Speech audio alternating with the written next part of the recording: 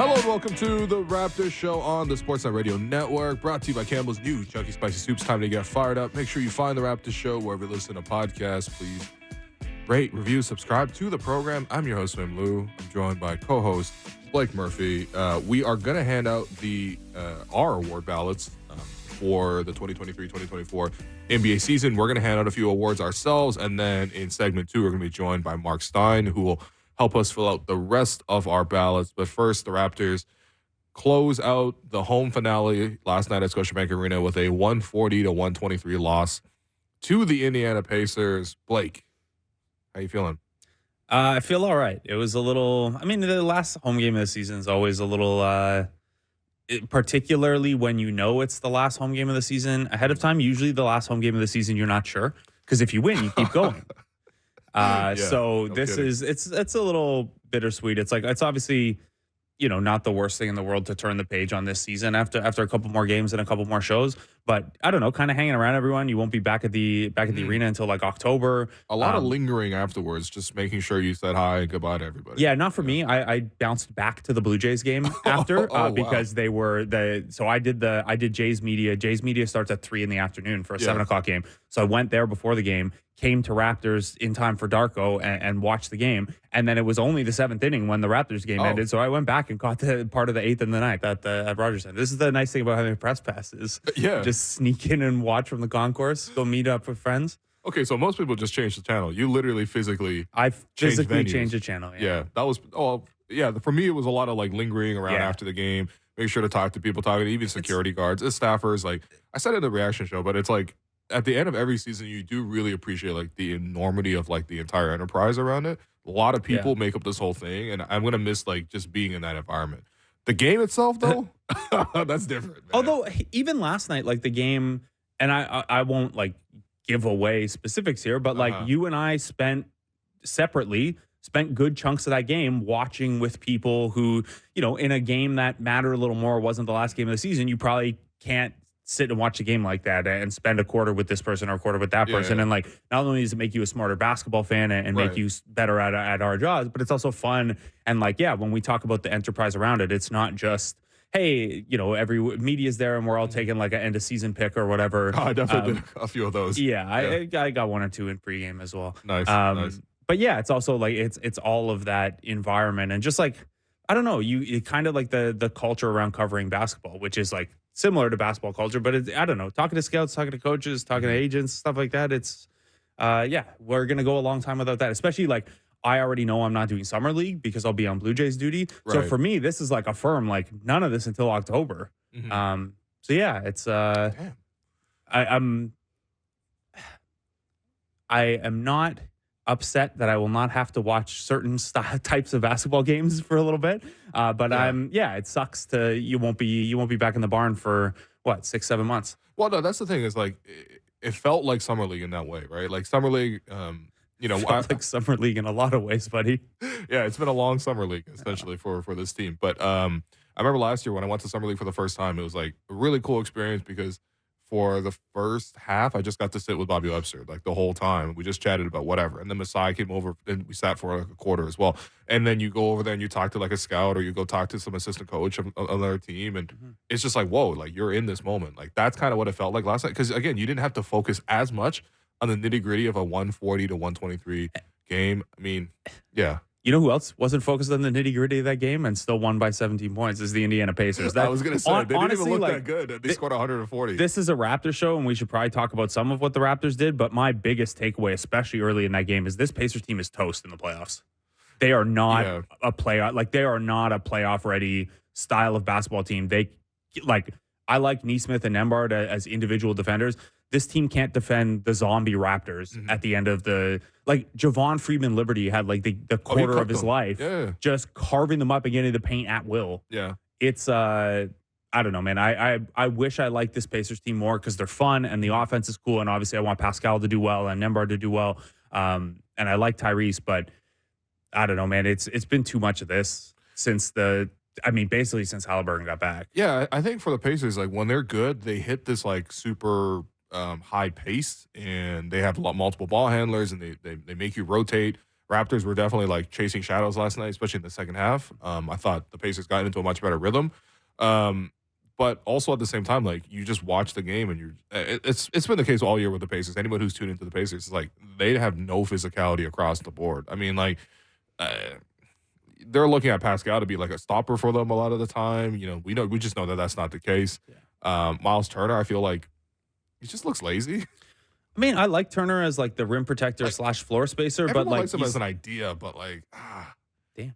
No, I just mean like, is he like? You're really going McLovin from role models here. No. I like the idea of Coke more than I like Coke itself. Yeah, that's Miles Turner. Like he's like fading along the 3-point line. Mostly not like he can be a more impactful offensive player than he is defensively right now. For me, like he's not a dominant rebounder. He's not a guy who's like constantly protecting the rim. Feels like guys get around him at the basket all the time. It's just like. I don't know. It's not playoff basketball type of. No, and here's the thing. You mentioned that when the Pacers are at their best, they're playing with this really high pace. Well, what's the best way to kickstart your pace? It's to get stops and come down with defensive rebounds. We know that they're not going to get stops a ton. Like personnel-wise, even if this team was like more disciplined and more locked in, they would not be a good defensive team. They would just be a little bit better. But they're also a really bad defensive rebounding team. They're like bottom 5 in defense. Right. The Raptors had 16 offensive rebounds last night out of 45 opportunities. So more than a third of their misses they were coming down with.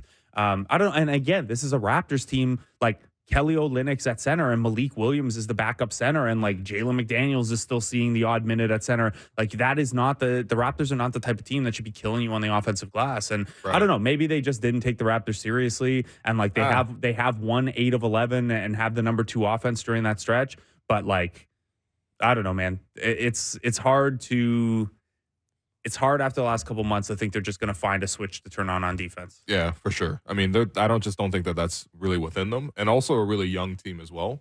And first trip to the playoffs, we'll see. I mean, I don't know. I think a lot of teams obviously will have to respect what they do offensively, but I mean, and they are obviously very special offensively. They scored 140 last night, and we're not even saying they played particularly well. On the Raptors side, Kelly played great. RJ continues to be really productive going to the basket. Gary really struggled. I can't believe it. It was tough. It was a tough one for Gary. He bailed it out a little bit in the fourth quarter, but over the course of the game, he was really struggling. Gary finally got me to like say really nice things about him on the show, and then that's what happens after. Yeah, there was a couple moments for Gary where he was really frustrated about not getting calls, and he would just like stay on the floor. And I was like, all right, man, like Dark will call timeout after one of those too. It was like, you just got to focus. 2 questions I had out of this game. Ochai 0 for 6 from the field. I liked his defense. I mean, obviously that's going to be the major sticking point. Is there are you a little bit disappointed in Ochai in terms of just extended opportunity here and you're not seeing much offensively at all? I mean, I thought we were before the hip injury, and I don't want to chalk it up to the hip injury, but he had those couple games. There's the one game we watched together where he had like 6 assists, and we saw a little bit more playmaking juice out of him. And then there was a game shortly after that where he finished in the paint a ton. He had I think he had like 16 or 18 points, and almost all of them came in the paint. Yeah. So he's showing flashes or whatever, but yeah, I mean, largely he is what I expected coming into this year. And I'm sure in acquiring him, it was about the 2.5 years left he has on his deal, and they see some stuff they can do with him in the offseason that you just can't maybe do on the fly in season. But yeah, he's been exactly who he was in Utah, which is a really interesting defender who isn't all the way there yet defensively, but you see the obvious tools. And offensively, if he's not knocking down the open corner threes, he's like really not doing a lot for you in the half court. Yeah. Having watched a lot of his like warm-ups and stuff like that, I do think there's a slight, I wouldn't even say hitch in his jump shot, but he kind of like rotates the ball a little bit while he's going up to shoot it. And it's, I don't know. I would love to find like a more fluid way for him to shoot the ball a little bit more naturally. And I think the arc is a little bit flat too, just watching it. But yeah, I do think offensively, I mean, look, you only scored 2 points against the Pacers. I think that does show you a lot in terms of what your creation ability is. Defensive, I'm liking him quite a bit, actually. The fact that he can like take off. Like he'll be guarding against the drive and he'll just like jump off 1 foot, and like he had one where he blocked Tyrese yesterday. It was pretty impressive to watch that portion. But yeah, as you mentioned, offensively, there's just got to be more. There's got to be more. The other question I had was Javon Freeman Liberty, quarter of his life, best quarter of his life. Like what's going on? Yeah, best quarter of his NBA life. Anyway, He drops 14 in that first quarter, ends up with a career high 20 points. Obviously cooled off a little bit after that first quarter. But I think, in that game, you see what the Raptors have liked in him. You and I both liked him going back to preseason.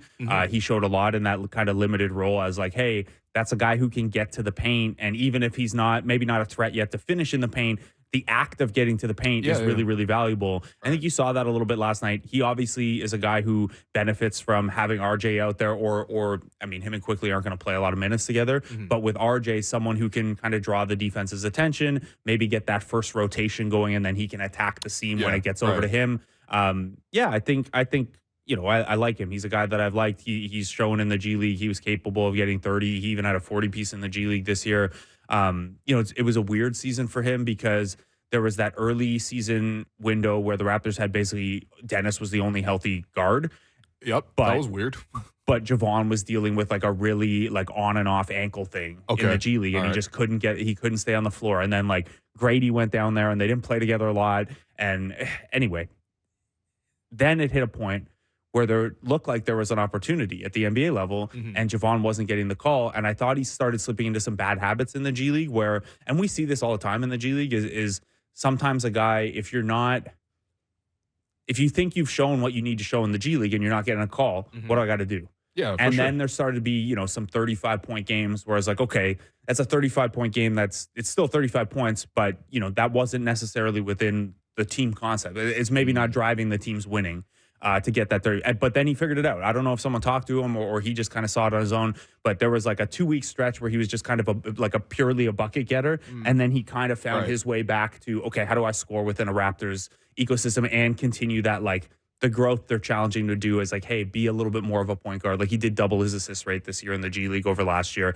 So I like it. I like where he's at. I like what he's shown. He's not going to drop 20 every night, but even last night, he had 8 rebounds last night too, and that's something that I thought he was pretty active for a 6'3" guy. And you and I have been critical about in some of these games where barely anyone's playing. A lot of guys aren't as effortful as you might think, not hitting the floor and stuff like that. And he's not that. He's been the exception for the most part.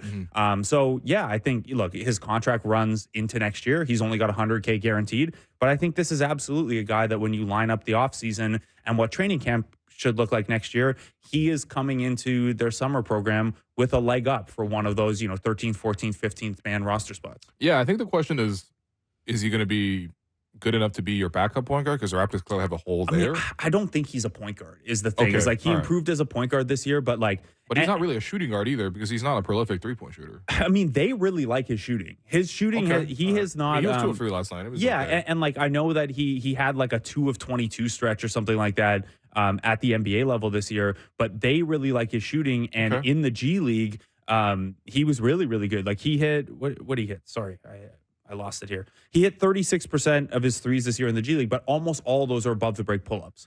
Like he was steady, like very much having to create his own shot.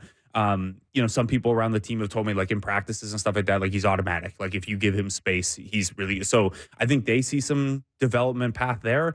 I guess like you could technically be the backup point guard because they're going to run so much Scotty and bench. Yeah, sure. And now you have RJ too, who can run a little bit of point. And like the point guard might not need to play point guard that much. I think probably it's more realistic for him to, and look, as a player, you got to target like, I want the backup point guard job. You got to target, I want the starting point guard job. I mean, let's one step at a time. Yeah, but realistically, like if he could be your, 13th, 14th man, where like whether it's 5th guard or 6th guard, whatever you want to call it. I think that's a reasonable path for him, which like player development wise, turning a 2-way guy into that would be, would be huge. It would be a success. And it's something, he's probably the only guy on the team you'd say that about from this kind of last quarter season. Yeah, for sure. I mean, I'm always happy to see him take this opportunity. I thought the last couple of games, there was just way too much putting his head down and barreling to the basket. And realistically, his athleticism, his size at this level and his craft, that's not going to be enough. No. Right? But I thought it was a much better performance. He did score within the offense. A lot of hustle plays as well last night. So happy for Javon. And good cutter, good offensive rebounder. Sure. So, like, again, those are skills that if he was 6'7", 6'8", he'd have a spot in the league, no doubt. At 6'3", you got to be a little choosier about it. Yeah. But I thought it was solid. That's all that could be said about last night's performance. The 3 games left in the season. The Raptors are in New York tonight. We'll talk about that game later on. And then they finish with 2 games in Miami. So I'm actually very curious to see what game 82 looks like. South Beach on 3? Oh, my God. Not even 1, 2, 3 Cancun. They're like literally 30 minutes away from Cancun at that point. I gotta talk to our bosses, by the way. Michael Grange pulls the Brooklyn, Miami road trip to end the season. Yeah. If Grange is As a suntan? We couldn't do the show At from locker room we couldn't cleanout do on the show Monday? from the road today, tomorrow, and Monday.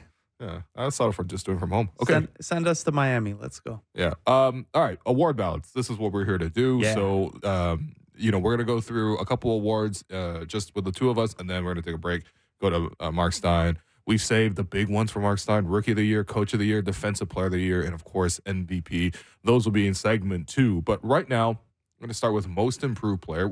An award I really like because it does take an opportunity to recognize a lot of players. I know a friend of the program, David Thorpe, did a really extensive one with Zach Lowe. I was listening to that one in preparation for this one as well. I liked a lot of their candidates. But also, at one point, they said Dean Wade, and I'm like, all right, guys, like, this is too much. I, literally took my earpod out. I was like, no way, man. But in any case, Blake, who do you have on your Most Improved Player ballot? Yeah, this one's always, I think, the toughest to vote on because there are a couple of different ways to improve, right? Like, there's the standard, like, hey, you were a lottery pick, and in year 3, you take the jump everyone's been waiting for you. And that, like, I get it. That guy might be the most improved. That, to me, doesn't really seem like in the spirit of the award. Then there are the guys who, journeymen who haven't really found their niche in the league, and they find it and they run with it. That's always a cool story as well. And then there are the two types that we're going to pick between here. And it's a guy like Coby White, who has already been a rotation piece, but now has taken the step to, he's a starting caliber guy, and it's really meaningfully impacted his team. The numbers are better. It looks like everything's clicked for you. And it took till year 5 or whatever, and you weren't like a high lottery pick, but you got there. So I think, that's a guy who's taken a real step forward. And then where it gets really hard for me to vote is relative to who he was last year. Coby White has improved more. But I agree. Tyrese Maxey, who I would vote for if I had a vote. Okay. So Tyrese Maxey is my pick. The move he's made, yeah, while not as large geographically as Coby White, sure, is a more difficult jump to make and a more meaningful jump for the context of that team, where he's gone from a 20-point-a-game, 3-assist guy to 26 points a game, 6.5 assists, and really allowed the 76ers to move off of James Harden and end that saga. And, they didn't play super well with Embiid out, but you saw how well they played with Maxey still there versus when Maxey was also out. I know Maxey has only played 68 games, so maybe that's a hair splitter for you as well. I went Maxey over Coby White, but I really don't think you can make it different. It's just the jump Maxey made is a tougher one to make and more important to what the outlook for the 76ers is. But love Coby White's season. No, for sure. I mean, look, this is splitting hairs. I had Coby White for me. I think he's cooled off a little bit, but there was certainly stretches of the season where when Zach LaVine went down, Coby White really took that advantage and like ran with it, and he just had a lot of really impressive play. And I think the Bulls got to be really happy with him. That's got to be like probably their most promising thing to come out of this year. I mean, by the way, did you see that the backboard alley-oop by Torrey Craig and Andre Drummond? I saw someone tweet the screen cap that it looks like the cover of a Disney movie where someone got their basketball talent from an ancient relic. And it's like Andre Drummond Torrey Craig has no idea what's going on, how he's up that high. And Drummond is behind him like the spirit of this relic. Ridiculous stuff. Except this is reality, and they were down, I believe, 9 points in like the first half, and it's like, first off, why are you serving yourself? Yeah, exactly.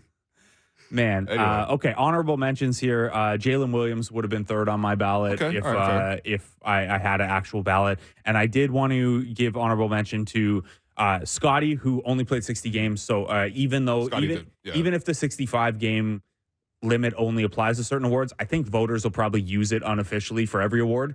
So to get a most improved in such a loaded field when you only played 60 games, so only honorable mention there.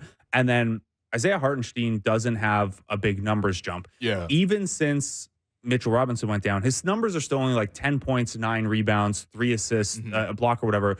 But to go from a small role to an important bench role, to starting and playing 30 minutes a game and being number 1 in the league in defensive impact metrics. That was crazy. And like the playmaking's always been there, but they're trusting him with it more. I wanted an honorable mention there because I don't know that anyone's like he's the same guy, but that role has scaled in such a huge way. And usually that's where like you guys get exposed, right? It's like you can do that in 15 minutes a game against bench guys, not in 35 minutes a game against starters, and he's done it. Yeah.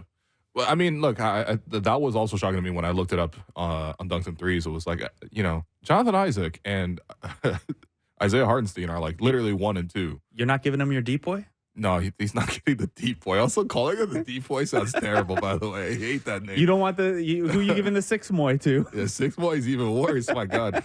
Yeah, the only thing I would say about Maxey, and okay, so as a Raptor fan, I feel like we've already seen the best of Tyrese Maxey. So I already knew that he had this level to hit. Now, of course, doing it more consistently is something that obviously is deserving recognition. But I also, as a Raptor fan, I'm like, this is who I knew Tyrese Maxey to be all along. So seeing him make this jump this year is not as much. And also, I feel like this is maybe a little unfair, but when Embiid went down, like it's not like he was carrying them in that same degree that I really would have liked to see. However, having said that, though, very deserving candidate. He's been like the leader the whole season. I think he was probably the predicted like winner for this award even coming into it. Scotty I wanted to recognize. Şengün I want to recognize as well. Those two guys really made a year 3 jump and have shown why they're basically 1 and 2 for me in that draft class right now. And then Jalen Johnson, who we talked about quite a bit. Yeah. But he went from averaging 5 points to 16 points. That's really impressive. Yeah. Another guy only played 56 games. Right. So probably going to hurt him on the actual ballots. But yeah, and he was another one that yeah, I was thirsty in those Pascal rumors in the offseason when the Hawks were said to be interested. And then you find out that like the Hawks were like, don't think we're putting Jalen Johnson in a trade. And then you see why immediately. 5 to 16 points. So that's quite a bit. Okay, next award, Clutch Player of the Year. And it's not going to LeBron James because it's Clutch with a C. All right. It's Rich Paul every year. Yeah, I actually would like for these big agencies to do their own award ballots, just for within Clutch. But in any case, who do you got for? Because I think you and I both have this exact same top 2. Yeah, I have Steph. I have DeMar second. I tweeted at one point DeMar had a winner that I was like, yeah, it was his award, and someone responded very angry that no, it's Steph, and like sent me some of the numbers. I was like, okay. Yeah, it's Steph, even though DeMar feels like he's had some big moments. There's also there's obviously the NBA clutch stats, which are within 5 minutes in the last or within 5 points in the last 5 minutes of the game. You're not told that that's what you have to vote on for this award. You can kind of define clutch how you want. And we've talked about I define clutch more broadly than that because like 5 points, like 8 points is still clutch in the modern environment where teams are scoring 140 regularly and stuff like that. But there's also a site called Unpredictable that measures clutch based on like how much you swung the win probability late in games. Okay. And through that one, Steph and DeMar are like neck and neck in that one as well. DeMar is actually ahead, but you look at the sheer volume of what Steph has done, and it's Steph, man. I went Steph over DeMar. Don't think you can go wrong. I had Shea third, and I think you could make a good case for Jokic third as well. Yeah. I mean, that you had Shea third. I had Jokic third. You had Steph DeMar 1-2 as well. Yeah, there's just nothing really around it. I mean, Steph has 186 points scored in the traditional clutch definition of plus or minus 5 points in the last 5 minutes. He's shooting 50% from the field, 46% from 3, and 95% from the foul line. You look at DeMar, 177 points, also shooting 50% from the field, shooting 46.7% from 3, slightly a better percentage, but of course he's only taken 15 as compared to 67 for Steph, and then DeMar is 88% from the foul line. So it's like literally like you're splitting hairs here, but I think Steph. I mean, honestly, like who knows? Maybe the last week of the season, one of them hits a game winner and they swing it. It's that close. Yeah, but it'll probably be Steph. It's also like it's healthy for the award in its infancy to have Steph win it one time. Sure. Not that media are voting with like the health of the award in mind, but it's just like it feels pretty fitting. It's really funny. So this Unpredictable site will break down the clutch value based on different things as well. And like Steph is way ahead of DeMar in shot making, but DeMar is like lapping the league in the value you added in clutch situations by getting to the free throw line. Oh yeah. So DeMar is like the unethical clutch player of the year. A demon, Steph's the ethical clutch player of the year. We saw that in game 2 of the season. Yeah, DeMar has 73 free throw attempts in the clutch this season. I don't think anyone else is even remotely close. There's like one other player in the 60s, and it's Trae Young. Okay, wow. It's really number 1 and 2 in terms of the grifters. Yeah. Okay. 6th man of the year. This one will be a lot more varied, I would say. We both ended up with Naz Reid because we both really like Naz Reid. But who are the other candidates that you had for 6th man of the year? Yeah. First of all, great scene at WrestleMania this weekend. It's in Philadelphia. You see a crowd shot, and someone just has a huge sign that just says Naz Reid. Oh, really?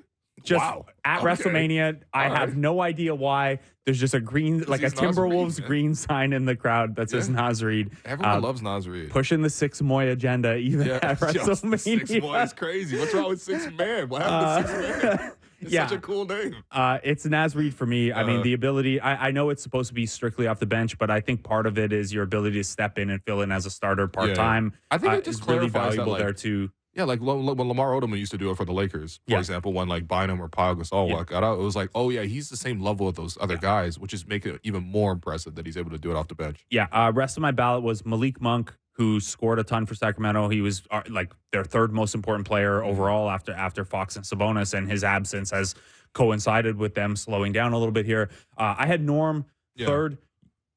I think he's been really important to the Clippers. Shot at an unbelievably high clip, which kind of lets those other guys breathe spacing-wise. It lets them do interesting things staggering-wise with Kawhi, Paul George, and Harden, where you've always got that extra shooter on the floor. They trust him enough defensively to give those other guys breaks as well. Honorable mention, like Al Horford doesn't qualify anymore. He's started too many games at this point. Okay. Same like Bogdan Bogdanovic. Technically qualifies. He's started 30 games now and 22 in a row. Yeah, well, Trey's been out. Yeah. So between that and the Hawks being so bad, I'm like, okay, this but he's a killer off the bench. Yeah. And then shout out to my guy TJ McConnell, who actually has like really good numbers. Like he's like 10-5 off the bench, and no, but he changes the whole pace of the game. Yeah. Like he's one of those bench players where once he comes into the game, somehow he's now centered around how the game's going to be played. It's him dribbling, going through the paint, and then maybe turn around jumper for like a 5-foot jump. We saw a bunch of that yesterday, last night. Him going at Bruce Brown, his former teammate. It's like I was going to use a football running back reference, but we'll go with like since the Blue Jay season just started, it's like you have a guy who throws like 101 miles an hour, and then you pull him out of the game for a knuckleballer. Yes, exactly. I was going to say TJ McConnell is very much a knuckleballer. Even though that's easier to hit, it should be easier to hit. Yeah. You're completely wired up to see 100 miles an hour now. Calling him TJ Dickey from now on. I also had Cole Anthony in here. I feel like Cole Anthony does a really great job for an Orlando team that very much needs offense. And every time he comes into the game, I feel like, I don't know, him and Mo Wagner, but I'm not going to put Mo Wagner in here. But those are really good bench players on a really good team. Cole Anthony, really good extension that they signed him to before this year. Like 3 years, $36 million they signed him to before this year. I think, by the way, Kobe White's on a similar deal where he's making like basically mid-level. Yeah. Good stuff, but just good foresight in terms of just like you have him in your program. He hasn't broken out yet. Sign him in, and then obviously let the growth happen. The Raptors used to do it all the time with Norm, JV, guys like that, Terrence Ross. Bobby Portis is another guy. I have actually number 2 on my list just because I didn't really appreciate this. But first off, he's played 79 games. I think he's played every game this season. He's only started 1 game. He comes off the bench, and like whatever. Bobby Portis is like not a perfect player, but certainly a fan favorite. Like the crowd loves chanting for Bobby, and I don't know. He's pretty efficient. He creates a lot of his own offense as well. 14 points a game, 50% from the field, too. So pretty solid. And then real quickly, executive of the year. Yeah, I don't know. Who cares? Okay, what did you have, though? Come on. I would go like this. This award always gets like, it's always kind of given out as like a multi-year, like we lag behind or whatever. Also, by the way, it's the executives voting on this award. Like this is not the media voted award. Yeah, so I'd go Thunder, just the track record over the last couple of years of drafting so well and the position they're set up into to continue to make moves and stuff like that. Just, I don't know, the striking the right mix of drafting well, making smart trades, staying flexible and things like that. I probably would have been a little bit more aggressive at the trade deadline to round this out. I was going to say, but they're in a good for spot. Gordon Hayward of all people, knocked him off the list for me. Yeah, Celtics deserve, for sure. That's why unfortunately, some credit there as well. Brad Stevens, I feel like the executive might low-key be better than Brad Stevens as the head coach. Yeah. And then, the Wolves probably get an honorable mention here as well. Finding Naz Reid and signing him to a good deal. They're obviously cap leveraged into oblivion, but they've done a nice job for now figuring out the bench pieces. Nikhil, even a guy like Jordan McLaughlin, finding that who could be a depth piece, getting Conley pretty smartly. Yeah, it's maybe they should have moved off of Kyle Anderson, but that's about the biggest nitpick you could come up with. Yeah, I had on this list, I thought the Celtics should win it.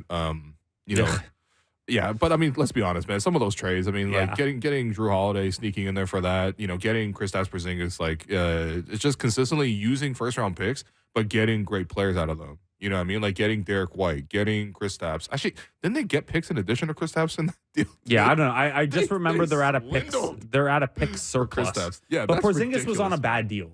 That's fine. Or what we thought was a bad deal given the injury concerns and stuff like that. When you're a team that is looking to contend, you need a player to come in and actually fit and contribute. And the bar is already quite high, and he's done a great job with that. I think, yeah, this is Celtics award to lose. But, I mean, Yeah. I put Indiana in here. I thought that just getting the Pascal trade done on a pretty cheap deal in terms of what they had to give up was really I couldn't good. do it because of they also turned around and sold Buddy Hield at the same time for nothing. Fair enough. And then I put San Antonio in here just because, honestly, I feel like for San Antonio, like, they spent all their time tanking for this moment, and it makes complete sense. Like, you're like, okay, yep, that was completely worth it. Yeah, we don't have DeJounte Murray or Jakob Poeltl or Derek White or whoever, but it's like, yeah, it's fine. We have Wemby from now until, like, 2040. Like, we're good. And so you're giving the Spurs front office an Executive of the Year nomination because they won the lottery. Yeah. That's okay. it. No, but they also tanked to prepare to themselves for this exact moment. Okay. And they're now really well set up. I feel like Orlando should get a little bit of love here as well. But yeah. All right, we're going to get to the rest of the awards after this break with Marc Stein. I've been your host, Willow. You've been listening to The Raptors Show on the Sportsnet Radio Network, brought to you by Campbell's new Chunky Spicy Soup. Welcome back to The Raptors Show on the Sportsnet Radio Network. I'm your host, William Lou. Continue to be joined by co-host Blake Murphy. We are joined on the line once again every Wednesday by Marc Stein of the Stein Line. Stein, we already told you, but we're handing out NBA awards today on the program. We've already done Six-Man Executive of the Year, Clutch Player of the Year, and Most Improved Player. We've saved the big awards for you, Mark. So first off, Stein, how you doing? You all right? Good morning. I'm good, guys. I'm good. How you guys doing? Who won those awards? We had the Celtics winning Executive of the Year, so I guess Brad Stevens. We both had Naz Reid winning Sixth Man of the Year. Steph, both of us winning Clutch Player of the Year. And then we split hairs with Kobe White and Tyrese Maxey for Most Improved. But, you know, I think it's a little bit more exciting, I think, when we get to this portion, when we get to Rookie of the Year is pretty, set. But Coach of the Year, I think there's lots of debate. Defensive Player of the Year, I think there's lots of debate. And also MVP could be a little bit debate, too. So that's where we're at. And, Mark, we'll start with you. I mean, Rookie of the Year, we all know it's Wemby. So do you have anything other than Wemby, number 1, Chet Holmgren, number 2, and Brandon Miller, number 3?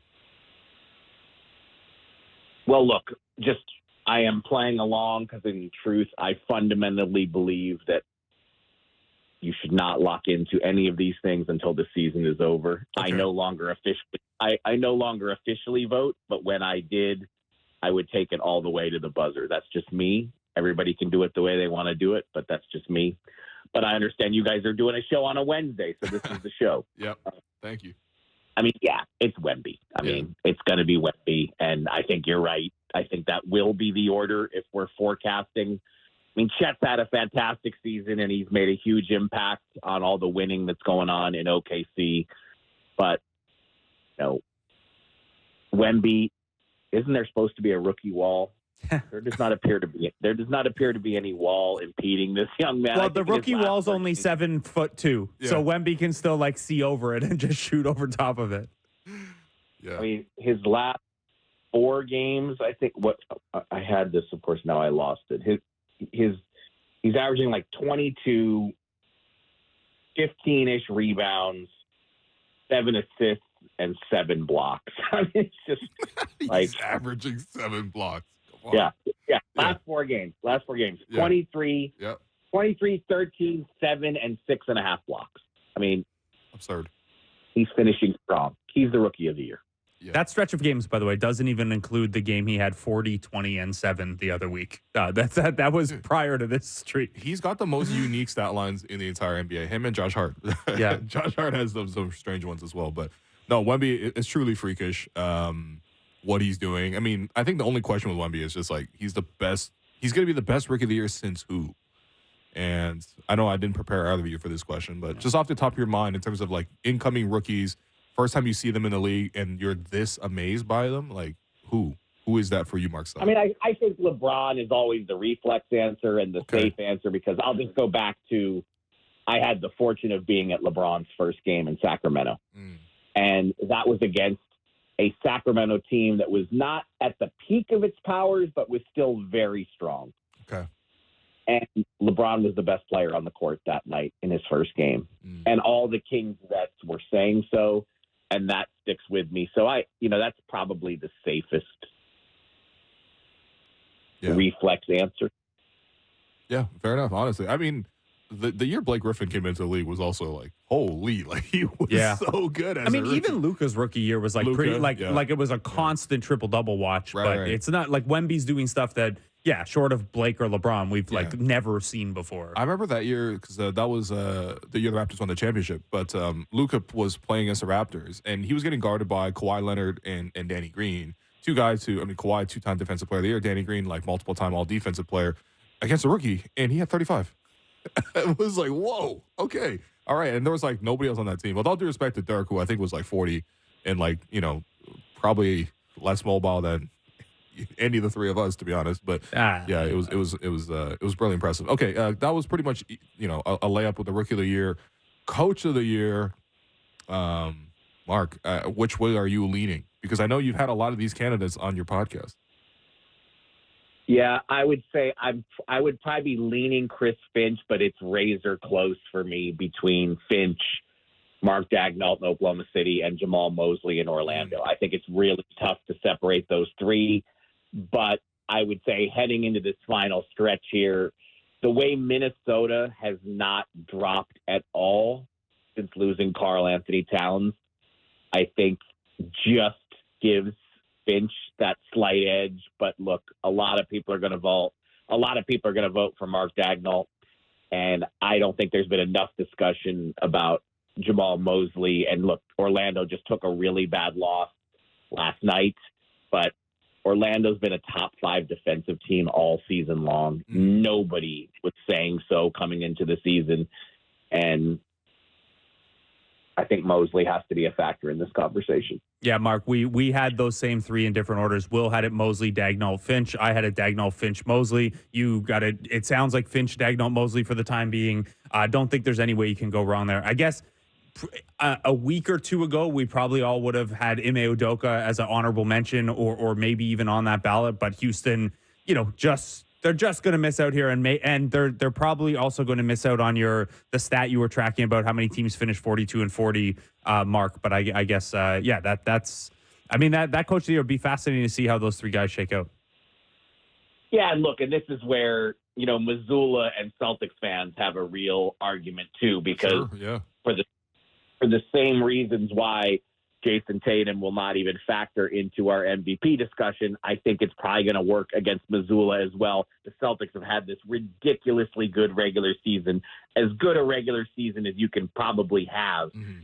And we look at their roster and say, they're too good, so we're not going to consider Missoula for Coach of the Year, and we're not really going to give Tatum much of a sniff in the MVP race. I think you guys handled it well, though, by having Brad Stevens as Executive of the Year. I mean, their team is so deep that, I think we discussed this last time. Derek White recently won Player of the Week in the East, and he's their 5th best player. Yeah. So they have quite a good thing going in Boston right now. Yeah, I hate it. Yeah, well, they've done a good job, and I feel like, especially for coaches who have moved into that executive level, I feel like sometimes you see them lean too far. There was that stretch in the NBA probably about, 7-8 years ago where like Stan Van Gundy, Tom Thibodeau, like I think Doc Rivers, like they started having these like dual roles, and I never really felt like they did a great job being GM versus being coach.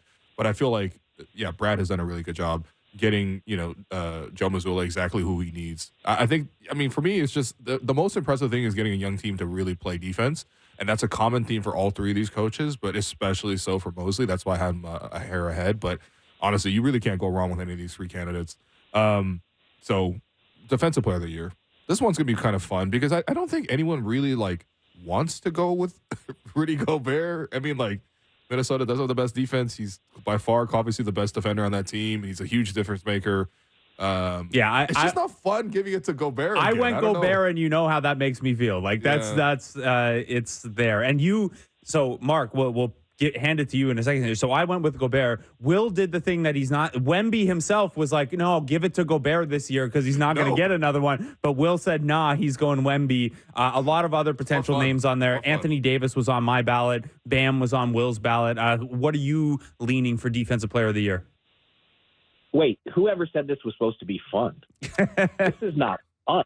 It's a sports radio. I don't have a ballot. Level agony. This is root canal level agony. What do you mean fun? Okay, all right. Hit me with that. Hit me with the agony. I think the agony is seeing Rudy Gobert carry the Defensive Player of the Year again, man.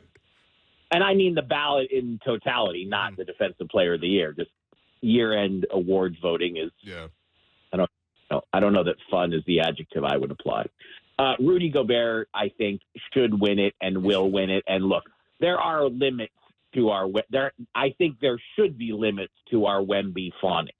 I mean, this roster around him is dreadful. Yep. And we're not going to hold it against him in the Rookie of the Year race. Like, his individual brilliance is going to basically basically foist its own eclipse on the Spurs record, and we're not going to pay attention to the standings there. But in the Defensive Player of the Year standings or category, I think we have to. And again, this is not his fault that the team around him is so substandard and he cannot guard all 5 players. And they're going to have to invent a new tracking stat for this young man in terms of shots altered, because it's not just the blocks every game. It's how many shots he's changing and discouraging and shooing guys out of the lane. But the Spurs, as a bottom feeder team, I don't know that we want to give him Rookie of the Year and Defensive Player of the Year in year one. He will win this award plenty in the future, so I think it will be Gobert. Yeah, that was going to be my question, is how many times will Wemby win Defensive Player of the Year? Because you've seen Ben Wallace was won it 4 times. You see Dikembe Mutombo's won it 4 times. Rudy Gobert is about to be a 4-time. See, that's why this sentence is so awkward for me.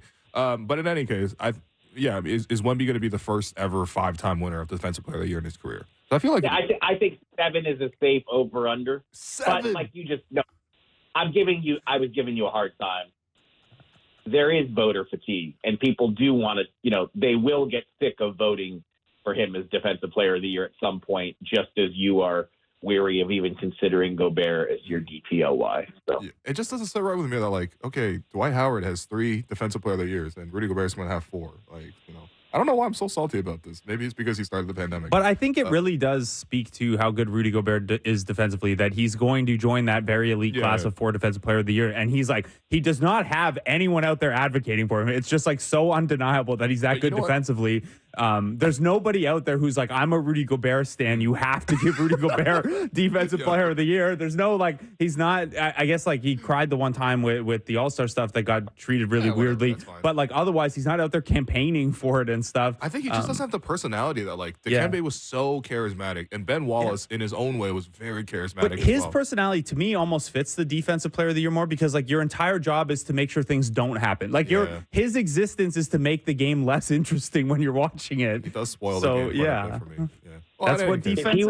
If he was a Raptor, you guys would love him. Of course, but he's not, and it's fine. It's not like we voted Jakob Poeltl for this, although he is the Raptors' most important. They're 4-25 without him now. So yeah, that's an incredible number. Anyway, lastly, most valuable player. We talked about this previously on the show. I believe your 3 candidates. I think you said there's 3 legitimate candidates: Jokic, Luka, and Shea Stein. I'm wondering how those 3 stack up relative to each other right now, with still a week left in the season.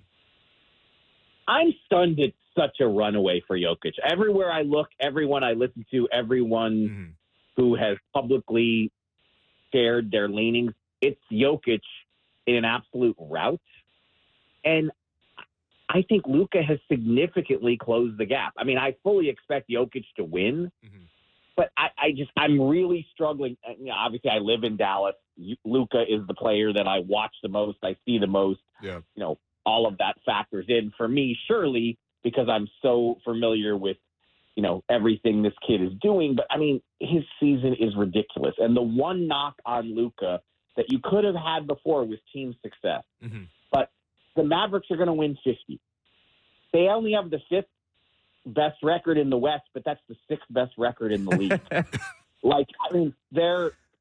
The guy's he's going to be the first player ever to average 33, 8, and 8, and I'm pretty sure he's raised those numbers since that stat started circulating. He's going to win the scoring title. Like, I don't understand why it is a complete, just non-race.